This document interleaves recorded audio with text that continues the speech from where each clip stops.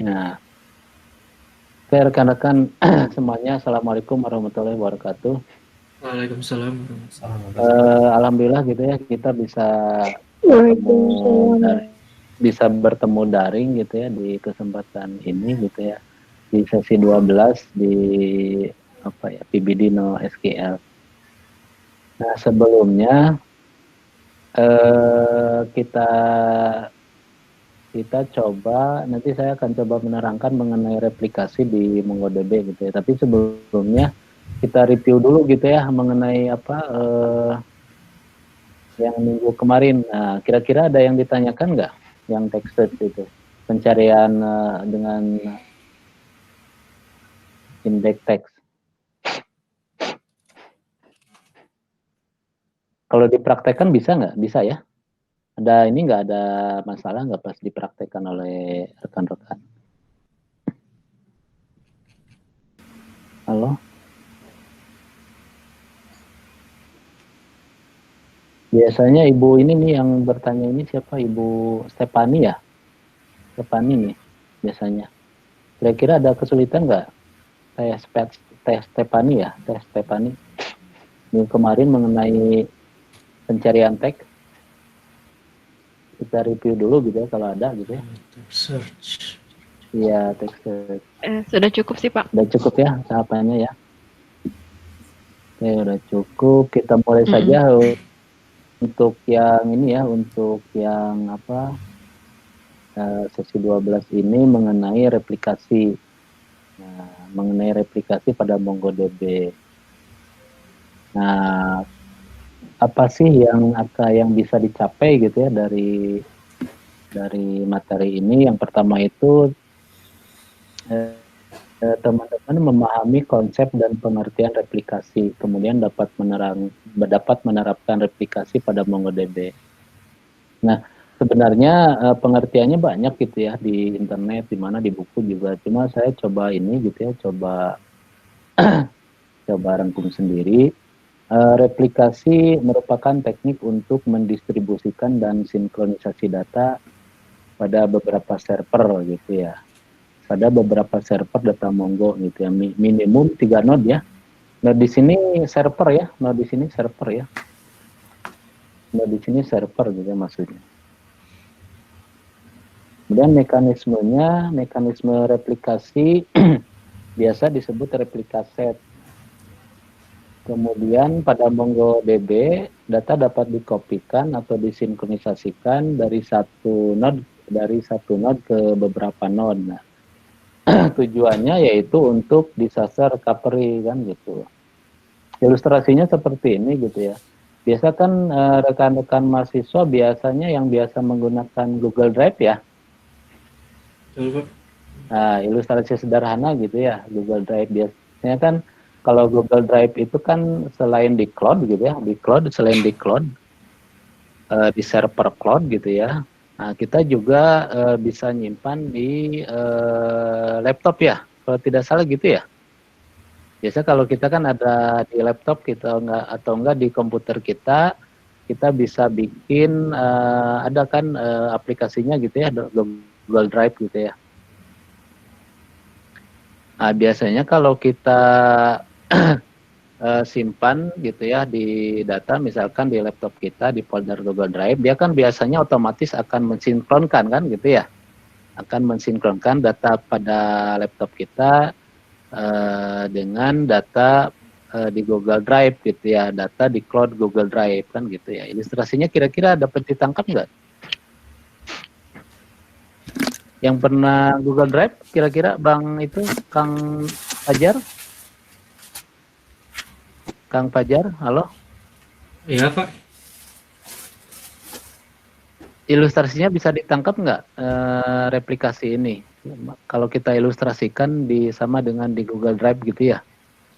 Bisa Pak. Bisa juga kalau misal kita punya server lebih dari satu supaya sinkron.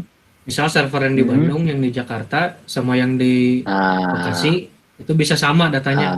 Itu maksudnya. Itu. Oke ya. Oke ya. Yang lain kira-kira ilustrasinya dapat ditangkap nggak? Siap, paham Pak. Paham ya?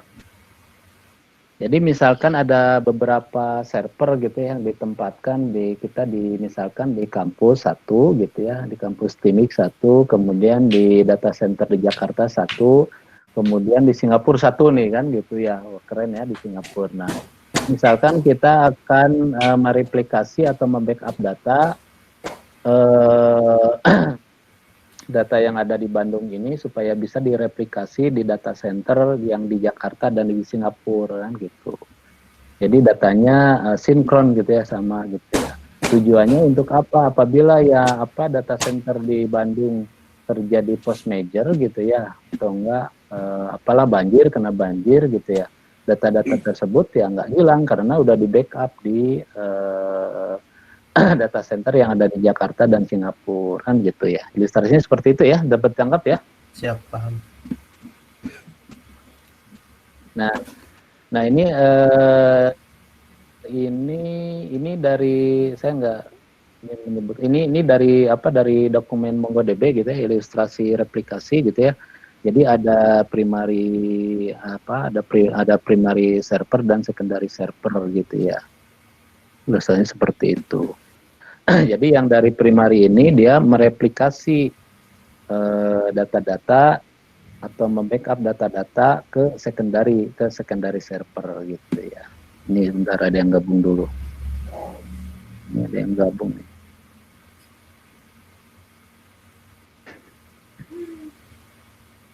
Ya. Research-nya seperti itu. Nah, kemudian di simulasi gitu ya. Idealnya memang simulasi ini idealnya ada di beberapa server gitu ya. Tetapi kita akan coba simulasi pada localhost kan gitu ya. Simulasi pada localhost pada komputer kita. Yaitu data dari primary server ke secondary server gitu ya. Menggunakan dua node server yaitu primary dan secondary, dan satu lagi arbiter ini untuk mempot gitu ya, atau menyeleksi ya. Bentar, ada yang gabung juga nih. Ada yang gabung lagi di Laudil gitu ya. Halo, kelihatan ini presentasi saya, kelihatan ya? Masih kelihatan? Kelihatan, Pak? Halo, kelihatan ya. Nah, tahap-tahapannya seperti ini gitu ya. Sebenarnya sih tadi di kelas SIA gitu ya, saya langsung simulasi di laptop saya. Cuma karena untuk malam ini terkendala dengan waktu gitu ya, udah malam. Nanti saya kasih linknya gitu ya, cara-caranya linknya, dan itu kan udah ada di YouTube nanti link-linknya gitu ya. Nanti teman-teman bisa lihat di link YouTube-nya gitu ya pada kelas SIA gitu ya, oke ya. Nah, yang pertama ini pertama buka command prompt pada Windows gitu ya, akses administrator gitu ya. Kemudian ketikkan perintah untuk membuat directory baru gitu ya. Jadi membuat directory baru, kalau ini kan saya biasa di C gitu ya karena terkendala dengan resource. Nah, kalau di teman-teman kalau biasanya yang lebih aman itu di D gitu ya. Di D gitu ya. Ini yang lebih aman di D karena resource saya hadisnya gitu, adanya di C aja gitu ya. Gitu. Teman-teman bisa gitu ya membuat directory node 1, node 2 dan arbiter di di D gitu ya, directory D. Nah, nanti kalau sudah dibuatkan direktorinya gitu ya.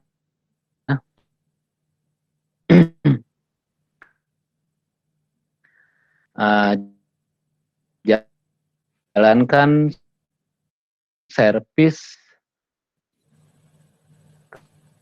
kemudian jalankan service MongoDB pada setiap node atau server dengan menggunakan perintah. Nah, gitu.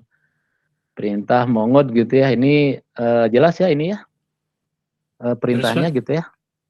Kaset. Nah, ini namanya kita coba latihan app gitu. Mau latihan saja. Halo? Mau latihan aja tidak apa gitu ya. Teman-teman mau terserah gitu ya. Ini nama replika setnya latihan app, kemudian patch-nya apa C01 gitu ya. Kemudian potnya pada 40.000. Jadi nanti di localhost itu yang membedakannya itu potnya gitu ya. Untuk node 1 di pot 40.000, kemudian untuk node 2 potnya di 40.000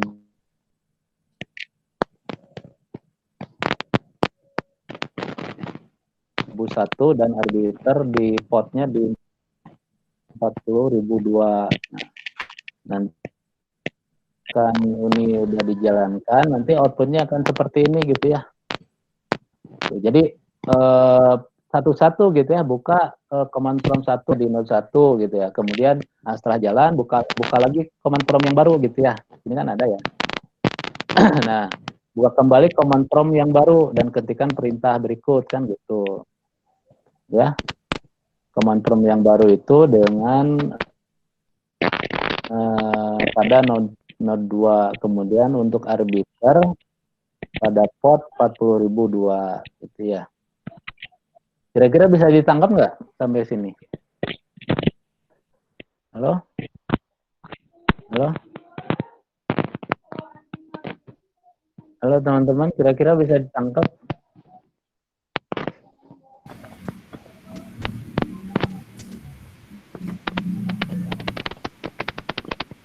Halo? Sudah cukup paham, Pak. Halo? Paham ya? Kan nanti kalau pingin lebih jelasnya bisa lihat di link YouTube saya ya, Pak. Di page nanti akan saya sertakan gitu ya, bagaimana tadi itu saya sampai sambil simulasi gitu ya. Sambil simulasi. Karena tergantung ini terkendala dengan waktu gitu ya, kita cepat aja gitu ya. Nah, kemudian buka command prompt baru gitu ya. Buka command prompt baru dan ketikkan monggo pada pot 40.000. Nanti outputnya akan seperti ini gitu ya. Kalau ntar ini ada yang gabung lagi kan.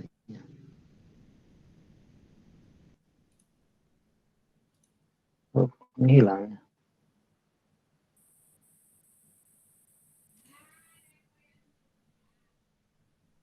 Nah ini kalau biasanya kan kalau kita kan kalau buka Mongo aja konsol Mongo aja nggak pakai pot ya Mongo gitu ya, dia keluar langsung ya konsolnya ya. Nah kalau simulasi ini kita menggunakan option gitu, option untuk membuka pot 40.000. Nanti tampilannya akan seperti ini gitu ya. Bisa dilihat ya.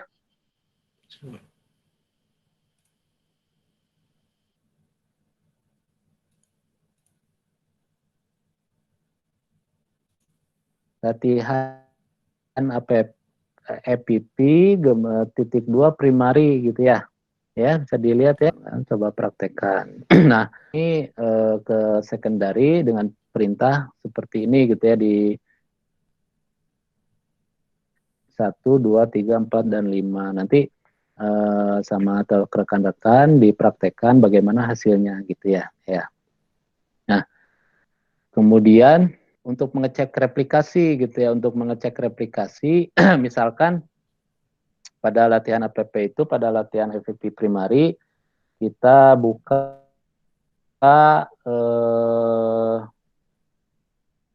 database katalog gitu ya, atau enggak yang ada di teman-teman apa? Yang ada misalkan gitu ya, bookstore gitu ya, bisa gitu ya. Silakan nanti bookstore ini kalau kita tambahkan gitu ya, insert gitu ya, insert satu field, dia akan mereplikasi ke node yang lain gitu ya, gitu kan. Atau saya ini gitu ya, tambahkan.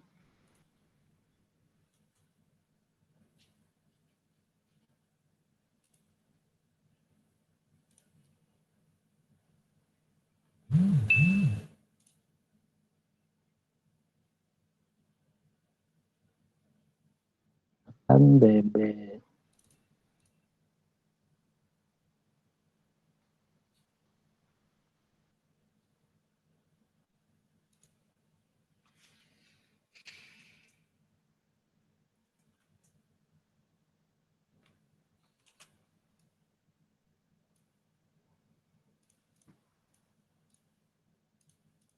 misalkan title gitu ya.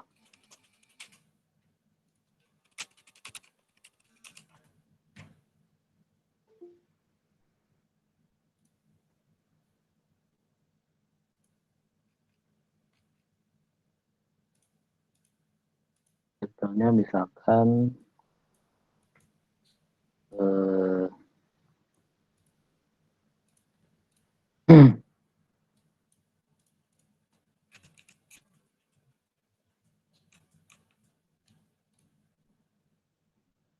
latihan replikasi gitu ya.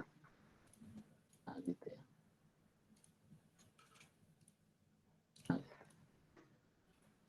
Nah, nanti apa yang terjadi kan gitu kalau misalkan nanti kita menggunakan perintah show dbs gitu ya. Gitu teman-teman, kira-kira dari sini ada yang ditanyakan, silakan. Ada yang sambil praktek nggak? Kang Pajar sambil praktek nggak? Belum coba Pak, tapi pernah sih dulu Belum waktu coba ya? waktu Oh, pernah. nyoba-nyoba pertama kali banget. Oh gitu, iya ya. Sebenarnya jadi ini saya ambil dari buku MongoDB in Action gitu ya. Nanti rekan-rekan silakan dicoba gitu ya. Silakan dicoba apa yang outputnya seperti apa gitu ya. Nah, nanti saya share linknya untuk yang sesi 12 pada kelas A ya, kelas A SIA tadi. Jadi sebenarnya tadi juga ada yang menanyakan gitu ya Pak, kalau Kang siapa ya, Kang Ujang gitu ya Pak, kalau kita sebagai kalau kerja di di konsultan sebagai database engineer apa aja gitu ya cakupannya gitu ya. Nah salah satunya ini gitu ya, ini kan nanti akan larinya ke administrator gitu ya, nanti bagaimana rekan-rekan itu membackup data gitu ya, salah satunya itu sebagai administrator database kan gitu. Itu rekan-rekan. Kira-kira ada yang ditanyakan, silakan. Halo? Belum ya? Atau masih nggak mudeng gitu ya? Ini ada yang ini ya, siapa? Didi Sobandi ini. Halo Kang Didi. Didi Sobandi.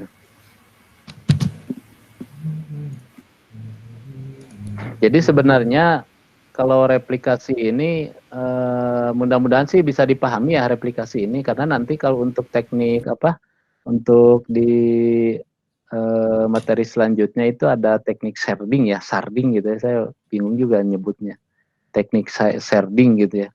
Jadi dia membagi resource database gitu ya. Tapi yang paling utama ya kita harus ngerti dulu gitu ya cara replikasi, karena nanti ya kita akan menggunakan menggunakan perintah-perintah yang ada di replikasi set gitu ya. Gitu. Halo? Halo? Tapi konsepnya mengerti ya? Konsepnya mengerti ya? Tadi yang disampaikan oleh Kang Pajar gitu ya, mengerti ya konsepnya teman-teman ya? Halo? Halo? Siap dimengerti, Pak. Ngerti ya konsepnya, yang penting konsepnya dulu gitu ya, ngerti gitu ya konsepnya gitu ya. Nah kalau tidak mengerti konsepnya gitu ya, ilustrasinya bingung gitu ya, analoginya kalau nggak mengerti analogi bingung gitu ya. Nah untuk tahap selanjutnya. Nah gitu teman-teman, kira-kira ada yang ditanyakan? Izin Pak bertanya. Kalau Ya, fungsi silakan, arbiter silakan. itu nanti untuk apa, Pak? Nah, ini kan sudah disebutkan. Jadi arbiter itu sebenarnya untuk menyeleksi, untuk import gitu ya. Nanti dia sebenarnya udah udah ada algoritma sendiri gitu ya. Jadi memport. Nah, ini nanti kalau misalkan ada 3 gitu ya, misalkan ada 4 gitu ya, ada 4 primary ke secondary, dan misal primary, secondary, kemudian ada 3 slab gitu, ada 3 node primary, secondary, kemudian satu lagi namanya secondary itu. Skala sekundari apa? Third. Hah? Yang pertama, kedua, ketiga kan gitu ya? Pertama, kedua, ketiga kan gitu. Nah, nanti ketika arbiter itu berfungsi ketika primary ini yang pertama ini down gitu ya. Yang pertama ini down. Nah, nanti arbiter ini memilih di antara yang kedua dan ketiga mana yang akan difungsikan kan gitu ya. Nah, itu fungsinya itu untuk menyeleksi gitu ya. Ya memang otomatis ketika yang data center down gitu ya, mati, arbiter langsung bekerja, dia akan menyeleksi mana untuk menggantikan primary apakah di server yang kedua atau server ketiga gitu maksudnya. Gitu ya. Seperti load balancer, Pak. Gitu, load balancer seperti itulah gitu ya. Gitu. Ya. Tapi untuk lebih dipahami nanti ada di buku, saya pernah ini ngambilnya di buku MongoDB MongoDB in Action gitu ya. Nanti dibaca-baca bagaimana tahapannya, kemudian bagaimana pengertiannya kan gitu. So, silakan sambil browsing lah. Nah, yang penting konsepnya dulu gitu ya, mengerti. Nanti sambil praktek-praktek gitu ya. Itu rekan-rekan. Ada yang lagi yang bertanya? Siapa yang tadi itu di kelas SIA itu ada yang pengen jadi database engineer katanya. Ada yang pengen jadi data engineer gitu ya, database engineer gitu ya. Nah, nanti teman-teman kalau kalau ada yang berminat ya silakan gitu ya. Bagus gitu ya, menjadi data engineer. Nah, salah gajinya tinggi, lumayan. Satunya data engineer. Kenapa? Iya, tinggi memang. Data engineer itu kan memang harus mengetahui banyak bukan hanya RDBMS tapi juga NoSQL juga harus ngerti kan gitu. Flow-nya seperti apa, menyiapkan data gitu ya untuk diolah selanjutnya gitu ya. Kajian Najwi mungkin ya yang pengen jadi ini ya, data engineer. Tapi maksud saya gini, rekan-rekan coba pahami misalnya geluti bidang yang rekan-rekan hobi gitu ya. Kalau hobinya pemrograman ya pemrograman gitu ya. Kalau hobinya database ya insya Allah gitu ya bermanfaat. Ya. Bermanfaat untuk untuk kedepannya gitu ya. Ketika teman-teman di pekerjaan gitu ya. Tuh. Itu ya. Halo? Kira-kira Bu ini siapa? Bu Endah? Bu Endah? Bu Endah, halo? Hadir Bu Endah? Halo ya Pak, hadir. Hadir. Gimana konsepnya, ilustrasinya bisa dipahami ya Bu Endah ya? Lumayan. Iya masih. Lumayan ya? Masih apa? Masih belajar memahami. Belajar memahami. Ya itu ya, konsepnya yang penting ilustrasinya mengerti gitu ya. Ilustrasinya ya, seperti seperti yang disampaikan oleh Mas Fajar gitu ya. Kita punya beberapa database center gitu ya. Di Bandung, di Jakarta, di Singapura gitu ya. Nah, kita coba coba mereplikasi, mencoba membackup data yang ada di Bandung itu, di backup ke data center yang ada di Jakarta dan Singapura. Maksudnya untuk apa? Apabila terjadi force major gitu ya, misalkan banjir yang di Bandung gitu ya, database centernya, nah kita datanya masih ada di database center yang di Jakarta dan di Singapura gitu maksudnya, gitu ya. Artinya replikasi arahnya ke sana gitu ya. Ya, yang penting itu ya. Oke teman-teman, kalau tidak ada lagi yang bertanya nanti di page gitu ya, nanti besok di di LMS di page-nya nanti link rekaman link rekaman perkuliahan ini saya embed, kemudian link rekaman untuk yang kelas A, karena kalau untuk yang kelas SIA itu langsung saya praktekkan gitu ya, ya di LMS ya. Oke, rekan-rekan gitu ya. Kalau tidak ada lagi, kita mau taraweh nih gitu ya. Demikian perkuliahan saya akhiri. Assalamualaikum warahmatullahi wabarakatuh. Wabarakatuh. Ya. Wabarakatuh.